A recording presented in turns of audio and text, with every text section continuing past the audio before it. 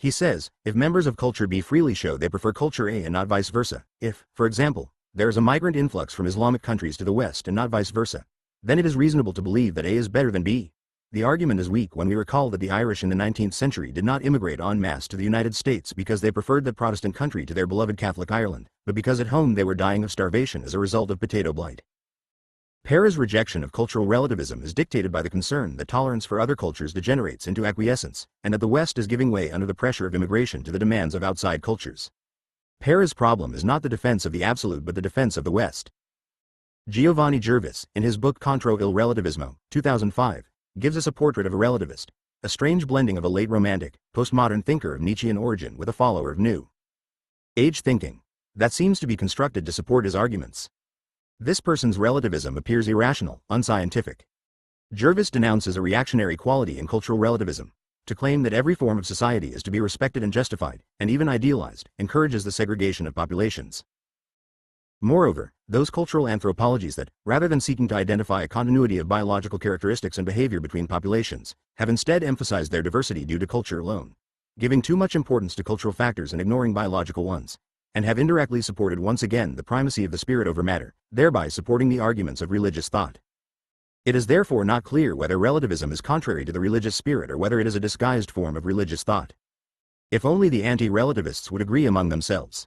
But the fact is that different people mean different things when they talk about relativism. For some Christians there is a double fear, that cultural relativism necessarily leads to moral relativism, and claiming there are different ways of verifying the truth of a proposition casts doubt on the possibility of recognizing an absolute truth. On cultural relativism, Cardinal Ratzinger, in various doctrinal notes of the Congregation for the Doctrine of the Faith, saw a close relationship between cultural relativism and ethical relativism, regretting that various people claim ethical pluralism to be the condition for democracy. Cultural relativism does not, as I have already said, imply ethical relativism. Cultural relativism allows a Papuan from New Guinea to put a spike through his nose, and yet, by virtue of an ethical principle that our group does not hold in question, it does not allow an adult, not even a priest, to abuse a 7-year-old child.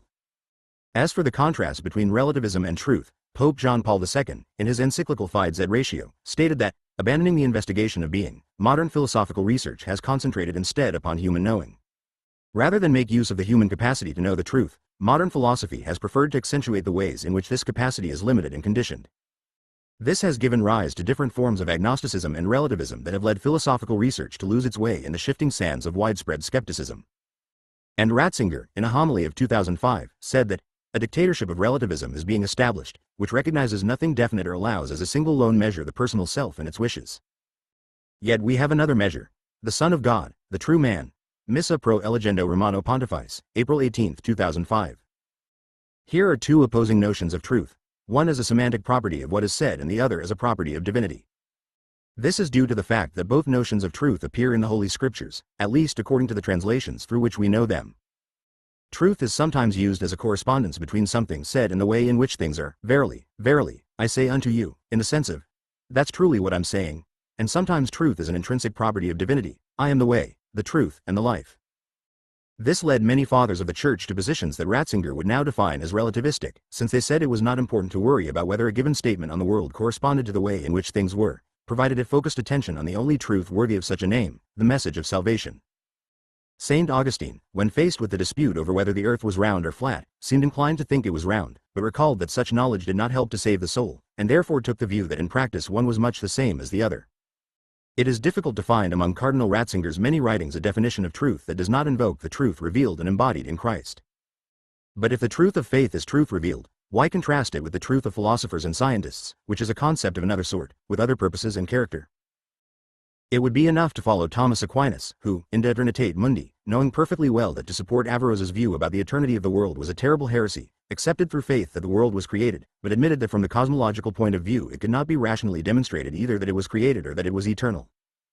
For Ratzinger, however, in his contribution to a book entitled Il Monatismo, 2002, the essence of all modern philosophical and scientific thought is as follows. Truth as such, so it is thought, cannot be known, but we can gradually advance only by small steps of establishing what is true and false. There is a growing tendency to replace the concept of truth with that of consensus. But this means that man becomes detached from the truth and thus also from the distinction between good and evil, submitting completely to the principle of the majority. Man plans and builds the world without preset criteria and thus necessarily exceeds the concept of human dignity, so that even human rights become problematic. In such a conception of reason and rationality, there is no space left for the concept of God. This extrapolation, which passes from a prudent concept of scientific truth as an object of continual investigation and correction, to a declaration of the destruction of all human dignity, is unsustainable. That is, unsustainable unless all modern thought is identified with this line of reasoning. There are no facts but only interpretations, which leads to the declaration that existence has no basis and therefore that God is dead, and finally that if there is no God, then anything is possible. Now, Ratzinger and the anti-relativists are, generally speaking, neither fantasists nor conspiracy theorists. Quite simply, the anti-relativists, whom I shall describe as moderate or critical, identify in their enemy that specific form of extreme relativism whereby facts do not exist, only interpretations. Those anti-relativists I shall call radicals extend this claim to the whole of modern thought, committing an error that, at least when I was at university, would have failed them in their history of philosophy exam. The idea that there are no facts but only interpretations began with Nietzsche and is explained very clearly in On Truth and Lies in a Non-Moral Sense, 1873. Since nature has thrown away the key, the mind works on conceptual fictions that it calls truth.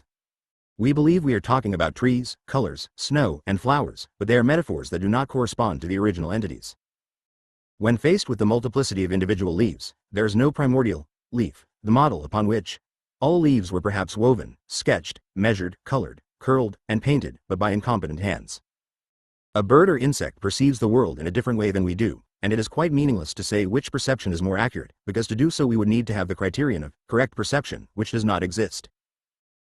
Nature knows no forms and no concepts, nor even any species, but only an X which for us remains inaccessible and indefinable. Truth then becomes a movable host of metaphors, metonyms, anthropomorphisms, of poetical inventions that have become rigid knowledge, illusions whose illusory nature has been forgotten.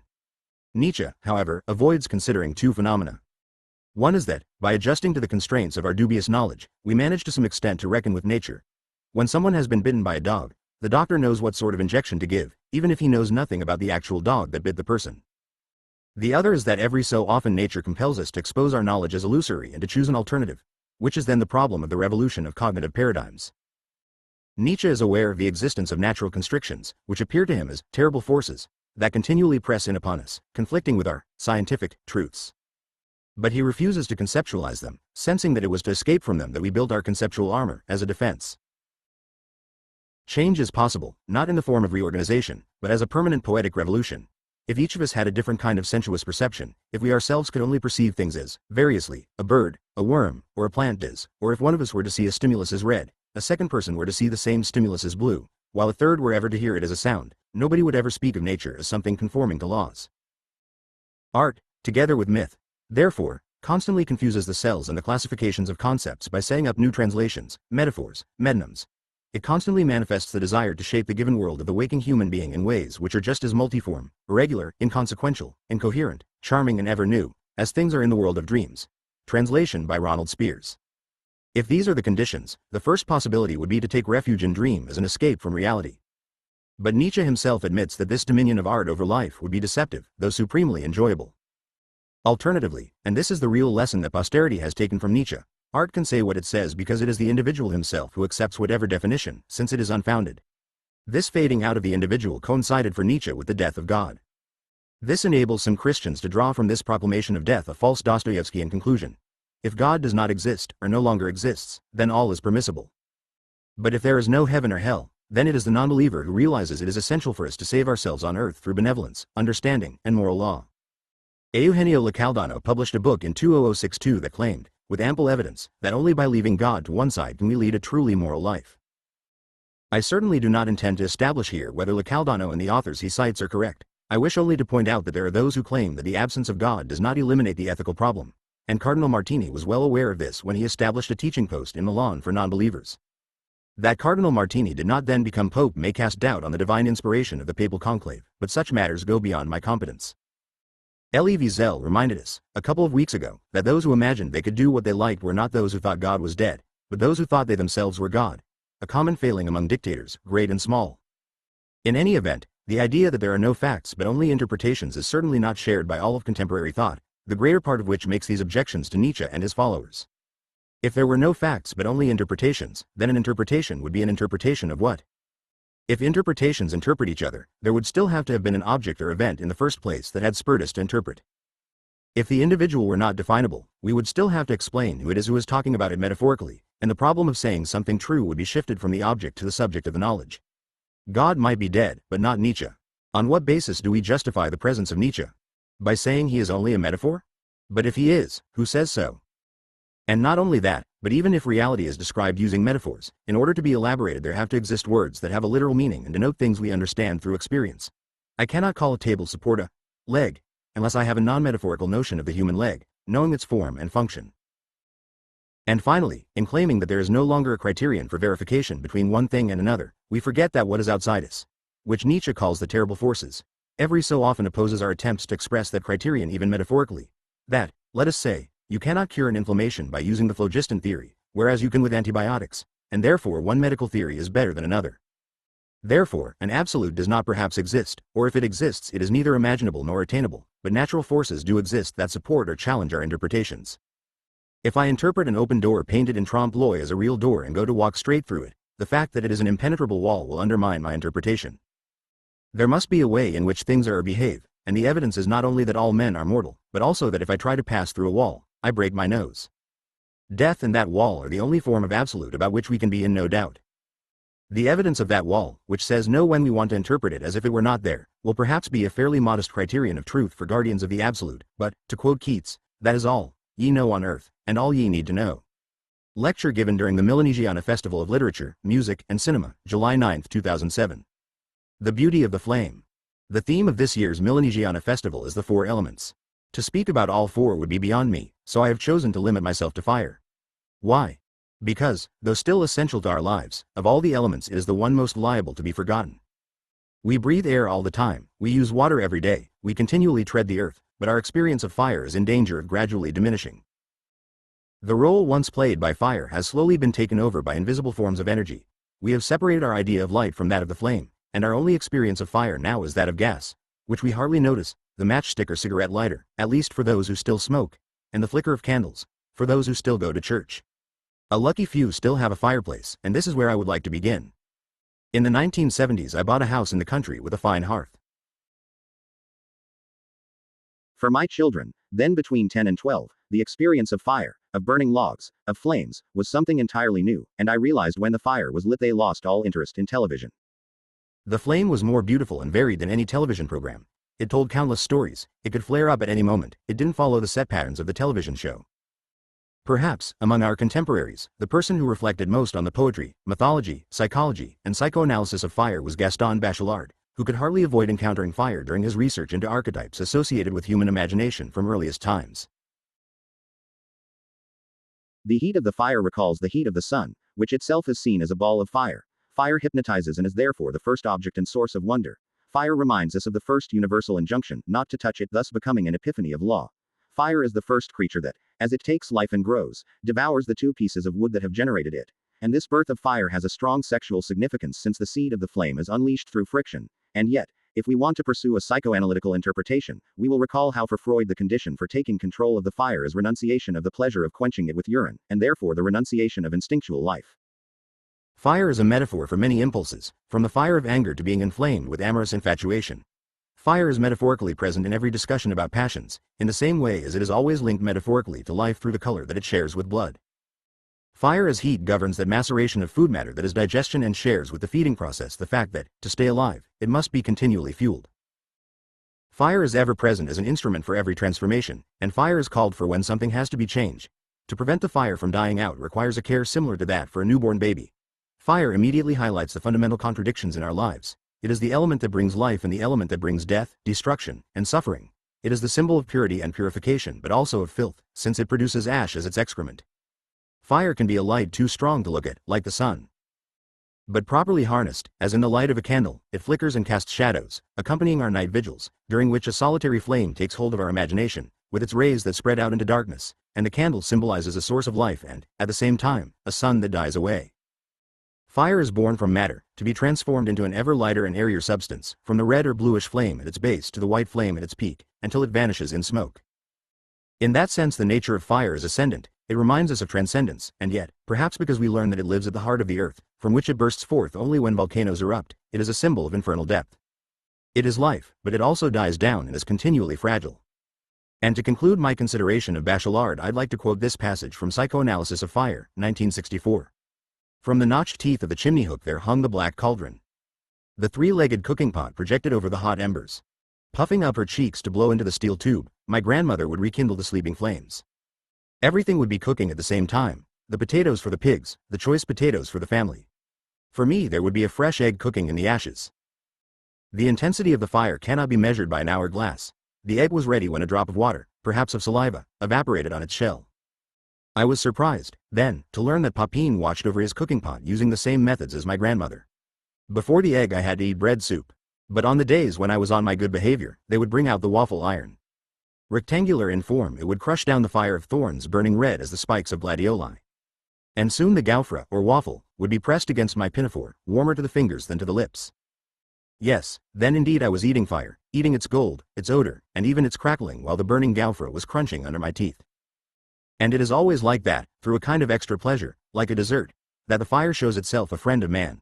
Translated by Alan C. M. Ross. Fire is therefore very many things. As well as a physical phenomenon, it becomes a symbol, and like all symbols is ambiguous, polysemous, evoking different meanings according to the circumstances. This evening, therefore, I will not be attempting a psychoanalysis of fire but instead a rough and ready semiotic exploration, searching out the various meanings it has acquired for all of us who are warmed by it and sometimes die by it.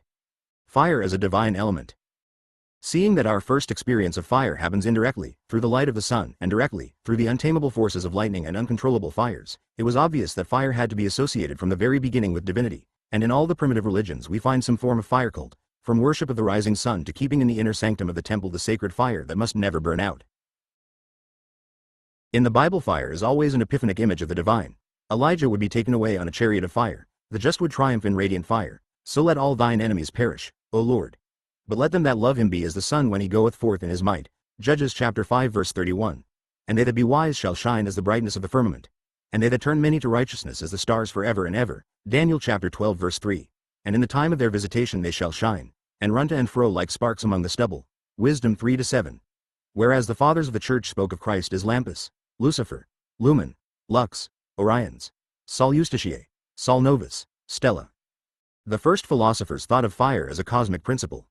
For Heraclitus, according to Aristotle, fire was the arche, the origin of all things, and in certain fragments it seems that Heraclitus did actually hold this view. He is thought to have claimed that the universe regenerates itself in every era through fire, that there is a mutual exchange of all things with fire, and of fire with all things, like the exchange of goods for gold and gold for goods. And, according to Diogenes Laertius, he is said to have claimed that everything is formed from fire and returns to fire. That all things, through condensation and rarefaction, are mutations of fire, which through condensation transforms itself into humidity, humidity consolidates into earth, earth in turn liquefies into water, and water produces luminous evaporations that fuel new fire. But alas, we know that Heraclitus was by definition obscure, that the Lord whose oracle is at Delphi neither reveals nor conceals, but gives a sign, and many take the view that the references to fire were only a metaphor to explain the extreme changeability of everything. In other words, panta rhei, everything flows movably and changeably, and not only, I paraphrase, do we never bathe twice in the same river, but things never burn twice in the same flame. We find perhaps the most beautiful identification of fire with the divine in the work of Plotinus. Fire is a manifestation of the divine because, paradoxically, the one from which everything emanates, and about which nothing can be said, does not move and is not consumed in an act of creation. And this primal object can be conceived only as if it were an irradiation, like a brilliant light encircling the sun and ceaselessly generated from it, while the sun remains just the same as it was, unchanging. 5th Aeneid, Tractate 1, Section 6. And if things are created from an irradiation, nothing can be more beautiful on earth than fire, which is the very figure of divine irradiation. The beauty of a color, which is something simple, is created from a form that dominates the obscurity of matter and from the presence in the color of an incorporeal light, which is its formal reason. For this reason, fire is beautiful in itself more than any other thing, because of its intangibility of form. Of all bodies it is the lightest, to the point of being almost intangible. It always remains pure because it does not contain within itself the other elements that make up matter, whereas all other elements contain fire within themselves. They, in fact, can be heated, whereas fire cannot be cooled. Fire alone, by its nature, contains colors. Other things receive their form and color from it, and when they distance themselves from the firelight they lose their beauty. The pages of Pseudo-Dionysius the Areopagite, 5th to 6th centuries, which influenced the whole of medieval aesthetics, show a strong Neoplatonic influence. This can be seen in celestial hierarchy. I believe, then, that fire manifests what is most divine in the celestial minds. for the holy authors often describe the super-essential and formless essence, which has no form at all, with the symbol of fire, since it has many aspects of the divine character, if such can be said, insofar as it can be found in visible things. In fact, the sensitive fire is found, so to speak, in all things and passes through all things without mingling with them, and is separate from everything and at the same time, being all luminous, remains, as it were, hidden, unknown in its essential nature, until it is placed before a material toward which it can demonstrate its own action. It cannot be taken hold of, nor seen, but it takes hold of everything. Chapter 15. Medieval perceptions of beauty are dominated by concepts of clarity and luminosity, as well as proportion. Cinema and video games encourage us to think of the Middle Ages as a succession of dark centuries, not only metaphorically but also in terms of nocturnal colors and dark shadows. Nothing could be more wrong. People in the Middle Ages certainly lived in dark spaces, forests, castle corridors, small rooms faintly lit by their fireplaces. But apart from the fact that they were people who went to sleep early and were more accustomed to the day than the night, of which the Romantics would be so fond, the Middle Ages was a time of bright hues. It was a period that identified beauty with light and color, as well as with proportion, and this color was always elementary, a symphony of reds, blues, gold, silver, white, and green, without subtleties and halftones. The splendor is generated from the overall effect rather than deriving from a light that envelops things from outside or exalts the color beyond the outlines of the figure. In medieval miniatures, the light seems to emanate from the objects. In medieval poetry, this sense of radiant color is always present. The grass is green, blood is red, milk pure white, and a pretty woman, in the words of Guido Guinizelli, has a face of snow-colored in carmine. Not to forget, later on, Petrarch's clear, fresh, sweet waters. Fire animates the visions of mystics, in particular the writings of Hildegard of Bingen. See, for example, Liber Scivias. I saw a dazzling light and in it a human form, the color of sapphire, which was all ablaze with bright gentle fire, and that splendorous light spread throughout the whole bright fire, and this fire was bright with that splendorous light, and that light was dazzling and that fire bright with the whole human form, producing a single glow of matchless virtue and power. The flame consists of a splendid clarity, an inherent vigor and a fiery ardor, but the splendid clarity possesses it so that it is resplendent, the inherent vigor so that it endures, and the fiery ardor so that it burns. Book 2, Part 2. Not to forget the visions of brilliant light in Dante's Paradise, and which have been depicted in their maximum splendor by a 19th-century artist, Gustave Doré, who sought, as only he could, to depict those scenes of radiance, those flaming vortexes, those lamps, those suns, that clearness that hides, like an horizon brightening with the dawn. Canto 14, line 69. Those white roses, those rubicund flowers that shine out in the third part of the Divine Comedy, where even the vision of God appears like an ecstasy of fire. Within its depthless clarity of substance, I saw the great light shine into 3 circles, in 3 clear colors bound in one same space. The first seemed to reflect the next like rainbow on rainbow, and the third was like a flame, equally breathed forth by the other 2. Canto 33, lines 115 to 20, translated by Mark Musa. The Middle Ages was dominated by a cosmology of light. Already by the 9th century John Scotus Eriugena said, "This universal manufactory of the world is a vast lamp consisting of many parts like many lights to reveal the pure species of intelligible things and to sense them with the mind's eye, instilling divine grace and the help of reason into the heart of learned followers." It is right then that the theologian calls God the Father of enlightenment, since all things are from him, for which and in which he manifests himself, and in the light of the lamp of his wisdom he unifies and makes them. Commentary on the Celestial Hierarchy, Chapter 1. In the 13th century, the cosmology of light put forward by the English churchman Robert Grosseteste built up a picture of the universe formed by a single flow of luminous energy, a source both of beauty and being, making us think of a sort of Big Bang. The astral spheres and natural areas of the elements are created from the single light by gradual rarefaction and condensation, producing the infinite shades of color and the volumes of things.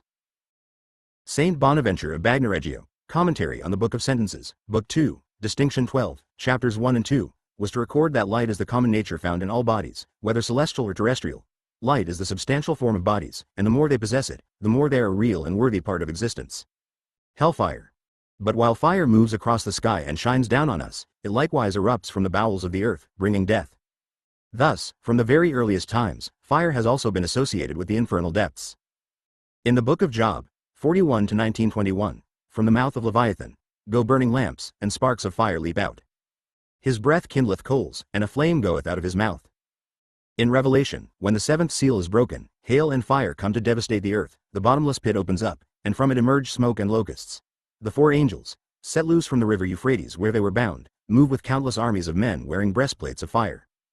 And when the Lamb reappears and reaches the supreme judge on a white cloud, the sun burns the survivors. And, after Armageddon, the beast and the false prophet will be thrown into a lake of burning sulphurous fire. In the Gospels, sinners are cast into everlasting fire. As therefore the tares are gathered and burned in the fire, so shall it be in the end of this world. The Son of Man shall send forth his angels, and they shall gather out of his kingdom all things that offend, and them which do iniquity, and shall cast them into a furnace of fire. There shall be wailing and gnashing of teeth. Matthew chapter 13 verses 40-42. Then shall he say also unto them on the left hand, Depart from me, ye cursed, into everlasting fire, prepared for the devil and his angels. Matthew chapter 25 verse 41. Curiously, in Dante's Inferno there is less fire than we might expect, since the poet contrives to think up a whole range of torments, but we may be satisfied with heretics lying in fiery tombs, men of violence plunged into pools of blood, blasphemers, sodomites, and usurers struck by rains of fire, simoniacs shoved head first into pits, with flames lapping at their feet, and barrators submerged in boiling pitch. Hellfire was certainly more prevalent in Baroque writings, with descriptions of the torments of hell that exceed the violence of Dante, not least because they are unredeemed by the inspiration of art, like this passage by St. Alphonsus de Liguori. The punishment that most torments the senses of the damned is the fire of hell. Even in this life, the pain of fire is the greatest of all, but there is much difference between our fire and that of hell which, says St. Augustine, makes ours seem painted. Thus the wretched will be surrounded by fire, like wood inside a furnace. The damned will find themselves with an abyss of fire beneath, an abyss above, and an abyss around them. If they touch, see or breathe, they will touch, see or breathe nothing but fire. They will be in the fire like fish in water. But this fire will not only surround the damned, but will enter even their bowels to torment them. Their body will become all fire, so that their bowels will burn within their belly, their heart within their breast, their brains within their head, their blood within their veins, even their marrow with their bones. Every lost soul will become in himself a furnace of fire. Apparecchio alla morte, consideration 26. And Ercole Mattioli, in Pietà Illustrate, 1694, wrote, Great wonder will it be that a fire alone contains perfectly within it, according to great theologians, the coldness of ice, the stings of thorns and iron, the venom of asps, the poisons of vipers, the cruelty of all wild beasts, the malevolence of all elements and stars. Yet greater wonder, et supra virtutum ignis, will be that such fire, though one species alone, can make distinction in tormenting those who sin most, being called by Tertullian sapiens ignis, and by Eusebius of Emesa ignis arbiter, since, having to match, according to the greatness and diversity of supplicants, the greatness and diversity of their sins. The fire, almost as if it were endowed with reason and full knowledge, to distinguish between sinner and sinner, shall make its rigors felt with more or less severity. And so we arrive at the last secret of Fatima by Sister Lucia, ex-shepherdess. The secret consists of 3 distinct parts, 2 of which I am now going to reveal. The first part is the vision of hell. Our Lady showed us a great sea of fire, which seemed to be underground. Plunged in this fire were demons and souls in human form, like transparent burning embers, all blackened or burnished bronze, floating about in the conflagration, now raised into the air by the flames that issued from within themselves together with great clouds of smoke, now falling back on every side like sparks in a huge fire, without weight or equilibrium, and amid shrieks and groans of pain and despair, which horrified us and made us tremble with fear. The demons could be distinguished by their terrifying and repulsive likeness to frightful and unknown animals, all black and transparent. Congregation for the Doctrine of the Faith, The Message of Fatima, June 26, 2000. Alchemical fire. Halfway between holy fire and hellfire is fire as an alchemical operator. Fire and crucible seem to be essential in alchemical practice, which seeks to operate on a raw material so as to obtain from it, through a series of manipulations, the philosopher's stone. This is capable of projection, transmuting base metals into gold. The manipulations of the raw material take place through 3 stages, distinguished by the color the material gradually assumes: the black work, the white work, and the red work. The black work involves a heating, and therefore the use of fire, and decomposition of the matter. The white work is a process of sublimation or distillation, and the red work is the final stage. Red is the color of the sun, which often symbolizes gold, and vice versa. The hermetical furnace, the athanor, is an essential instrument, but alembics, vessels, and mortars are also used, each with their symbolic names, such as the philosophical egg, maternal womb, wedding chamber, pelican, sphere, sepulchre, and so forth. The essential substances are sulfur, mercury, and salt. But the procedures are never clear, since the language of alchemists is based on 3 principles. As the object of the art is highly secret and not to be divulged, the secret of secrets, no expression ever says what it seems to say. No symbolic interpretation will ever be definitive, because the secret will always be elsewhere. Poor fool. Can you be so naive as to believe we are openly teaching you the greatest and most important of secrets? I assure you that anyone who wants to explain what the Hermetic philosophers write according to their ordinary and literal meaning will find himself caught up in the twists and turns of a labyrinth from which he cannot escape, and won't have Ariadne's thread to guide him out of it. Artifice. When it seems that ordinary substances such as gold, silver, or mercury are being spoken of, other substances are in fact being described, philosophers' gold or mercury, which have nothing at all to do with them. While no description is ever what it seems, everything always relates to the same secret. As the Turba Philosophorum states, know that we are all in agreement, whatever we say. One person clarifies what the other has concealed, and he who really searches will find everything. When does fire intervene in the alchemical process? If alchemical fire can be compared with the fire that precedes digestion or gestation, it ought to intervene during the course of the black work, when heat, acting over and against radical, metallic, viscous, oily humidity, produces the nigredo. If we can accept a text like the Dictionnaire Mytho-Hermétique by Dom Pernetti, Paris, Delalane, 1787, we read that when heat acts on these matters, they are changed first into powder and oily and gluey water, which rises as a vapor to the top of the vase, then descends again in dew or rain, to the bottom, where it becomes almost as an oily black broth. This is why it has been called sublimation and volatilization, ascension and descension. The water then coagulating more and more, becomes like black tar, which has caused it to be named fetid and stinking earth, also because it emits a musty odor of sepulchres and tombs. Le Clef de l'Herve, pp. 155-56.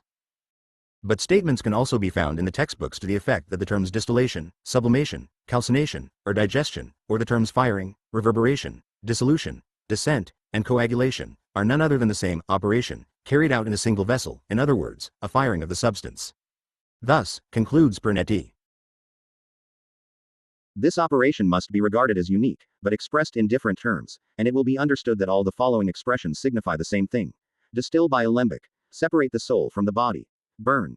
Calcinate. Unite the elements. Convert them. Change one into the other. Corrupt. Melt. Engender. Conceive. Bring into the world. Exhaust. Moisten. Wash with fire. Beat with the hammer. Blacken. Putrefy. Rubify. Dissolve. Sublimate. Grind. Reduce to powder. Crush in the mortar. Pulverize on marble. And many other similar expressions all mean simply to cook in the same way, until dark red. Care must therefore be taken not to remove the vase from the fire, because if the material cools down, all is lost. Reglas Generales, pp. 202-6.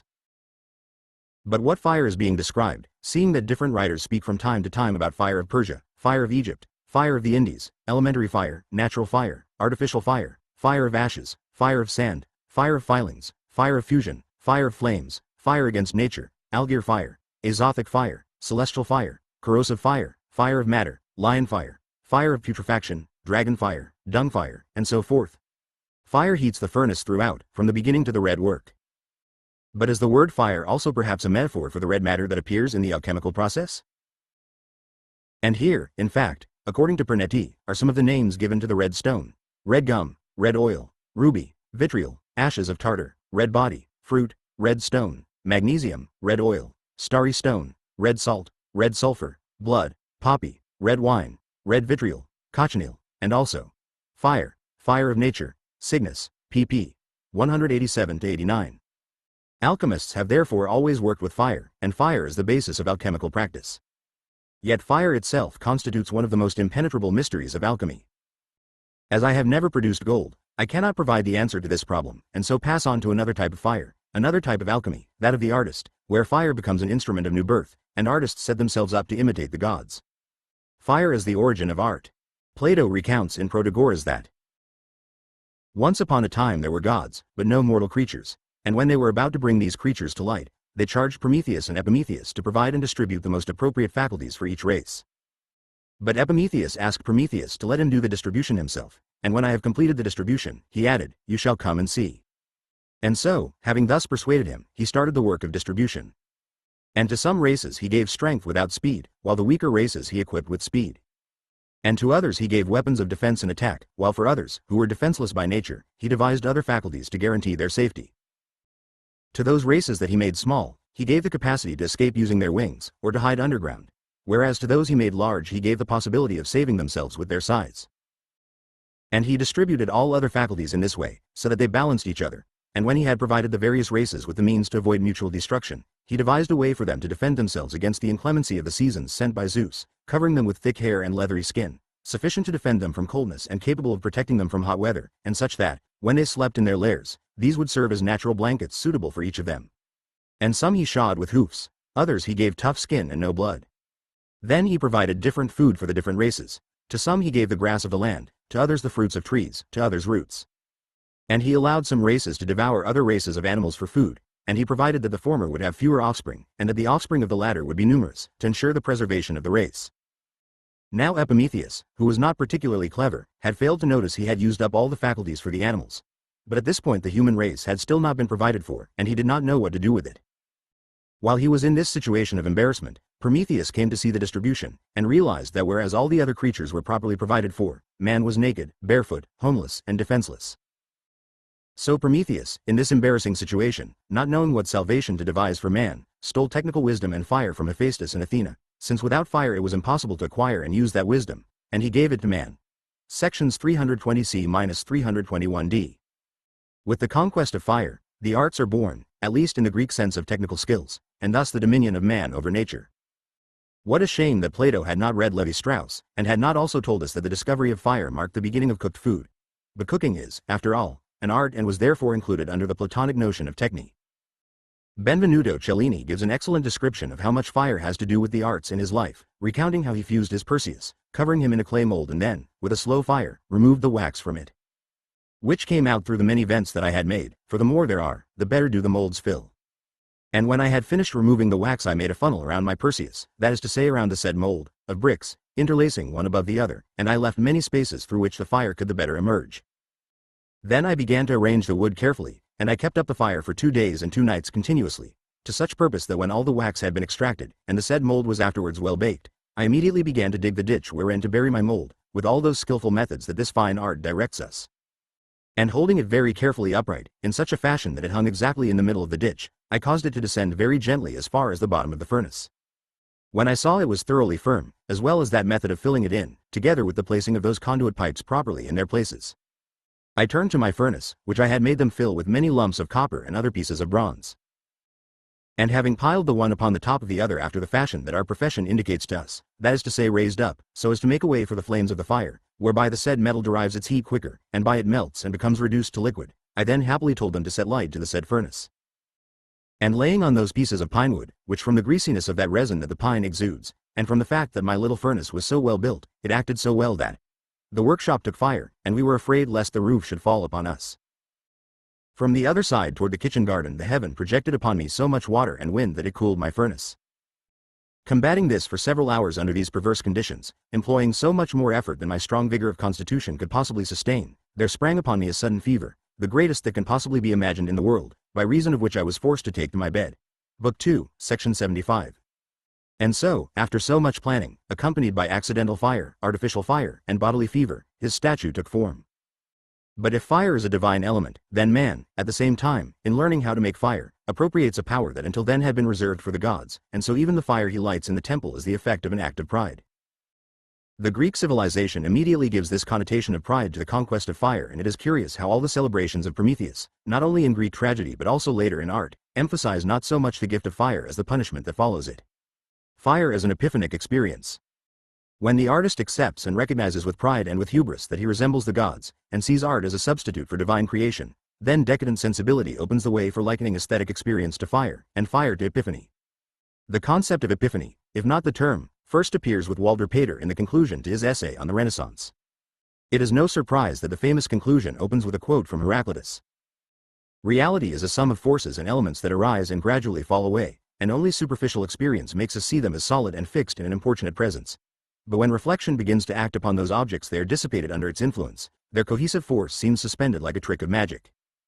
We find ourselves among a group of impressions that are unstable, flickering, inconsistent.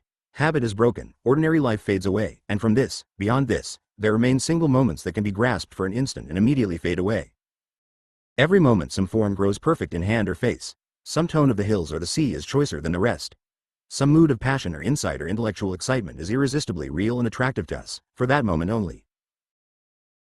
To maintain this ecstasy is success in life. While all melts under our feet, we may well catch at any exquisite passion, or any contribution to knowledge that seems by a lifted horizon to set the spirit free for a moment, or any stirring of the senses, strange dyes, strange colors, and curious odors, or work of the artist's hands, or the face of one's friend. Walter Pater, The Renaissance. Studies in Art and Poetry, 1873. All decadent writers feel aesthetic and sensual ecstasy in terms of radiance.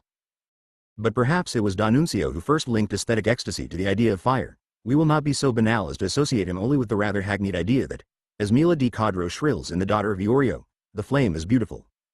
The idea of aesthetic ecstasy as an experience of fire appears in his novel Il Fuoco, The Flame. Before the beauty of Venice, Stelio Effrena has the experience of fire. Each moment vibrated through the matter like an unbearable flash of lightning. Everything glittered in a sublime jubilation of light, from the crosses erect on the top of domes swollen by prayer to the delicate salt crystal droplets hanging beneath the bridges. Just as the lookout on the mast top shouts aloud of a storm at sea, so the golden angel on the top of the highest tower burst into flame and announced the coming. And so he came. He came seated on a cloud like a chariot of fire, the hem of his purple garments trailing behind him, translated by Susan Basenet. James Joyce, the supreme theorist on Epiphany, had read, loved, and was inspired by D'Annunzio's novel. By an epiphany Stephen meant a sudden spiritual manifestation, whether in the vulgarity of speech or of gesture or in a memorable phrase of the mind itself. Stephen Hero. This experience always appears in Joyce as fiery. In his portrait of the artist as a young man, the word fire is repeated 59 times, and flame and flaming 35 times, not to mention other similar words, such as radiance or splendor. In Il Fuoco, Foscarina listens to the words of Stelio and feels attracted to that blazing atmosphere like the hearth of a forge. For Stephen Dedalus, aesthetic ecstasy always appears as flashes of splendor and is expressed using metaphors of the sun. The same happens for Stelio Effrena. Let us compare two passages. First, D'Annunzio. The boat veered violently. A miracle caught it. The first rays of the sun pierced through the heaving sail, glittered on the bold angels on the bell towers of San Marco and San Giorgio Maggiore, turned the sphere of the Fortuna to flame, crowned the 5 mitres on the basilica with lightning. Hail to the miracle! A superhuman feeling of power and freedom swelled the young man's heart, as the wind swelled the sail that was transfigured for him.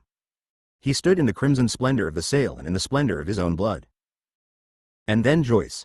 His thinking was a dusk of doubt and self-mistrust, lit up at moments by the lightnings of intuition, but lightnings of so clear a splendor that in those moments the world perished about his feet as if it had been fire consumed. And thereafter his tongue grew heavy and he met the eyes of others with unanswering eyes, for he felt that the spirit of beauty had folded him round like a mantle. Regenerating fire. For Heraclitus, as we have seen, the universe regenerates itself through fire in every era. Empedocles was, it seems, on more familiar terms with fire. It was to gain divinity, or to persuade his followers that he was divine, that he threw himself, at least according to some, into Mount Etna. This final purification, this choice of annihilation in fire, has fascinated poets from all periods. Suffice it to recall Hölderlin. Have you not seen? They are recurring. The lovely times of my entire life again today. And something greater still is yet to come. Then upward, son, upward to the very peak of ancient holy Etna, that is where we'll go. For gods have greater presence on the heights. With my own eyes this very day I shall survey the streams and islands and the sea. And may the sunlight, hovering golden over all these waters, deign to bless me in departure. The splendid youthful light of day, which in my youth I loved, then all about us both. Eternal stars will scintillate in silence as the glowing magma surges from volcanic depths. And tenderly to all-impelling spirit of the ether will arrive and touch us. Oh, then. The death of Empedocles, translated by David Farrell Krell. Between Heraclitus and Empedocles, then, there is another aspect of fire. Fire not only as creator but at the same time as destroyer and regenerator. The Stoics talked about ekpyrosis as the great conflagration, or fire and end of the world, through which everything, being derived from fire, returns to fire at the end of its evolutionary cycle. The idea of ekpyrosis does not actually suggest that purification through fire can be achieved by human planning and achievement. But certainly behind many sacrifices based on fire there is an idea that, by destroying, fire purifies and regenerates. And thus the sacral nature of death at the stake. Past centuries are full of burnings at the stake, and not just those of medieval heretics but also witches burned in more recent times, at least up to the 18th century. And it is only D'Annunzio's aestheticism that made Mila di Codro say that the flame is beautiful. The fires that have burned so many heretics are terrifying, not least because they followed other tortures. It is enough to quote, from the medieval story of Fra Dolcino the heresiarch, the description of Fra Dolcino's torture when he and his wife, Margherita, were handed over to the civil authorities for the sentence of the Inquisition to be carried out. While the bells rang the tocsin, they were taken on a cart around the whole city, surrounded by their executioners and followed by armed troops, and in every district their flesh was pierced with red-hot tongs. Margherita was burned first, before Dolcino, whose face flinched not a muscle, nor did he utter any complaint when the tongs ripped into his flesh. Then the cart continued on its way, while the executioners plunged their irons into burning braziers. Dolcino suffered other torments and still he remained silent, except that his shoulders tightened a little when they cut away his nose, and when they tore off his male member he let out a long sigh, like a moan. His last words had the ring of impenitence, and he said that he would rise again on the 3rd day. Then he was burned and his ashes were scattered in the wind. For inquisitors of every age, race, and religion, Fire purifies not only the sins of human beings but also those of books. There are many stories about the burning of books. Sometimes they occur by accident, sometimes through ignorance, but on other occasions, such as the Nazi bonfires of books, they are to purify and to destroy the evidence of a degenerate art. Don Quixote's zealous friends burned his library of books on chivalry for moral reasons and for the sake of his sanity. The library in Elias Canetti's Auto da Fe burns in a way that reminds us of the sacrifice of Empedocles. When the flames finally reach him, he laughs loudly, as he has never laughed in all his life. Books condemned to disappearance are burned in Ray Bradbury's Fahrenheit 451.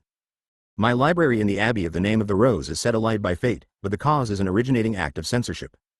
Fernando Baez, in A Universal History of the Destruction of Books, 2004, asks for what reasons fire has been the dominant agent in the destruction of books. And he answers, fire is salvation, and for that reason, almost all religions dedicate fires to their respective divinities. This power to conserve life is also a destructive power. When man destroys with fire, he plays God, master of the fire of life and death. And in this way he identifies with a purifying solar cult and with the great myth of destruction that almost always takes place through fire. The reason for using fire is obvious: it reduces the spirit of a work to matter, translated by Alfred McAdam. EKPYROSIS today. Fire is the destroyer in every time of war, from the fabulous and fabled Greek fire of the Byzantines, a military secret if ever there was one, and on this point I'd like to recall Luigi Malerba's fine novel Il Fuoco Greco, to the chance discovery of gunpowder by Berthold Schwartz, who died as a result, in a personal and punitive ekpyrosis. Fire is punishment for traitors in war, and fire is the command for every firing squad, as if the origin of life is being invoked to hasten the end. But perhaps the fire of war that has most terrified humanity, by which I mean all of humanity, around the globe, conscious for the first time of what was taking place in one part of it, was the explosion of the atomic bomb. One of the pilots who dropped the bomb on Nagasaki wrote, "All of a sudden the light of 1,000 suns lit up the cabin. I was forced to close my eyes for 2 seconds, despite my sunglasses." In the Bhagavad Gita it was written, if the radiance of 1,000 suns were to burst at once into the sky, that would be the splendor of the Mighty One. I am become death, the destroyer of worlds. These verses came to Oppenheimer's mind after the explosion of the first atomic bomb. With which we come dramatically close to the end of my lecture and, over a more reasonable space of time, to the end of human existence on Earth or the existence of Earth in the cosmos. Because now, as never before, 3 of the primordial elements are under threat: air, throttled by pollution and by carbon dioxide; water, contaminated on the one hand and increasingly scarce on the other. Only fire is victorious, in the form of a heat that, by parching Earth, is upsetting the seasons, and by melting the ice caps, is inviting the seas to invade it. Without realizing it, we are marching toward the first real ekpyrosis. While Bush and China reject the Kyoto Protocol, we are marching toward death through fire, and it is of little importance to us whether the universe regenerates after our Holocaust, because it will no longer be ours. The Buddha made this recommendation in his Fire Sermon. Monks, all is aflame. What is a flame? The eye is a flame, O monks, forms and colors are aflame, visual awareness is aflame, visual contact is aflame, and whatever sensation arises depending on the contact of the eye with its projections, whether perceived as pleasant, unpleasant, or neutral, that too is aflame. Aflame with what? Aflame with the fire of attachment. Aflame, I tell you, because of birth, aging, and death, because of pain, sorrow, anguish, despair. The ear is aflame, sounds are aflame. The nose is aflame, aromas are aflame. Taste, O monks, is aflame, flavors are aflame. Touch, O monks, is aflame. The mind, O monks, is aflame. O monks, seeing all thus, the noble disciple who has understood the teachings is serenely disenchanted with the eye, with forms and colors, with the ear, with sounds. He is serenely disenchanted with aromas, with anything rising depending on the contact of the tongue with its objects, whether perceived as pleasant, unpleasant, or neutral. But humanity has been unable to relinquish, even in part, its attachment to its own aromas, tastes, sounds, and tactile pleasures, and to relinquish producing fire through friction. Perhaps it should have left the production of fire to the gods, who would have given it to us only once in a while, in the form of a thunderbolt. Lecture given during the 2008 Milanesiana Festival of Literature, Music, and Cinema, organized around the theme of the 4 elements, fire, air, earth, and water, on July 7, 2008. Treasure hunting. Treasure hunting is a fascinating pursuit. It is well worth making a journey, organizing it properly, and following a route that takes in the more interesting treasuries, searching them out also in lesser-known abbeys. There may no longer be any point going to Saint Denis, on the outskirts of Paris, where in the 12th century the great Abbot Sugar, an avid collector of jewelry, pearls, ivory, gold candelabra, and figured altarpieces, had turned his collection of precious objects into a kind of religion and mystical philosophy. Sadly, the collection of reliquaries and sacred vessels, the robes worn by kings at their coronations, the funeral crowns of Louis XVI and Marie Antoinette, and the panel of the Adoration of the Shepherds presented by the Sun King have all gone, though some of the finest pieces are still to be found in the Louvre. A visit to St. Vitus's Cathedral in Prague, however, should not be missed. Here are the skulls of St. Adalbert and St. Wenceslas, the sword of St. Stephen, a fragment of the cross, the tablecloth from the Last Supper, a tooth of St. Margaret, a fragment of the tibia of St. Vitalis, a rib of St. Sophia, the chin of St. Eoban, Moses' staff, and Our Lady's robe. St. Joseph's engagement ring was listed in the catalogue of the fabulous but now dispersed treasury of the Duc de Berry, but it is apparently at Notre Dame in Paris. And on display in the Imperial Treasury in Vienna are a piece of the manger from Bethlehem, St. Stephen's purse, the lance that struck Jesus' flank, a nail from the cross, Charlemagne's sword, one of St. John the Baptist's teeth, a bone from the arm of St. Anne, the Apostles' chains, a piece of St. John the Evangelist's clothing, and another fragment of the tablecloth from the Last Supper. But however interested we might be in treasures, those closest to home are the ones we are least likely to know. I reckon, for example, that few people who live in Milan, not to mention tourists, have ever visited the treasury at Milan Cathedral. There you can admire the cover of the Book of the Gospels belonging to Archbishop Aribert, 11th century, with beautiful cloisonné enamel plaques and gold filigree, inset with precious stones. Searching out precious stones and their various qualities is one of the favorite pursuits of enthusiasts. It is not just a matter of looking for diamonds, rubies, or emeralds, but also for those so often mentioned in the Holy Scriptures, such as opal, chrysoprase, beryl, agate, jasper, or sardonyx. If you're clever, you will be able to distinguish between real and false stones. There is a large silver Baroque statue of St. Charles Borromeo in the Milan Cathedral treasury whose whole breastplate and cross are covered with glistening gems, since those who had commissioned it regarded silver as a poor material. And some, according to the catalogue, are real while others are just colored crystal. But leaving aside mercantile considerations, we have to admire above all what the makers of these objects wanted to achieve, an overall effect of amazing richness, not least because most of the precious materials are genuine, and the shop window of the finest Paris jeweler, in comparison to any treasury-side cabinet, is worth little more than a stall in a flea market. I suggest you then have a look at the larynx of St. Charles Borromeo, but take a closer look at the Pax of Pope Pius IV, a small shrine with 2 gold and lapis lazuli columns that frame in gold the deposition in the Holy Sepulchre. Above it is a golden cross with 13 diamonds on a disc of banded onyx, while the small pediment is decorated with gold, agate, lapis lazuli, and rubies.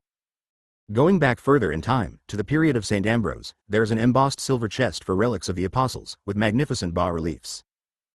But the most interesting bas-reliefs are those of the 5th century 5-part diptych, an ivory Ravenna-style series of scenes from the life of Christ. At the center is the mystical Lamb of God in gilded silver with molded glass, a single image in pale colors on a background of ancient ivory. They are examples of what historical tradition has wrongly accustomed us to describe as lesser arts. They are quite clearly art, without the adjective, and if there is anything lesser, meaning worth less artistically, it is the cathedral itself. If there was a flood, and I was asked whether to save Milan Cathedral or the 5-part diptych, I would certainly choose the latter, and not because it would be easier to fit inside the ark.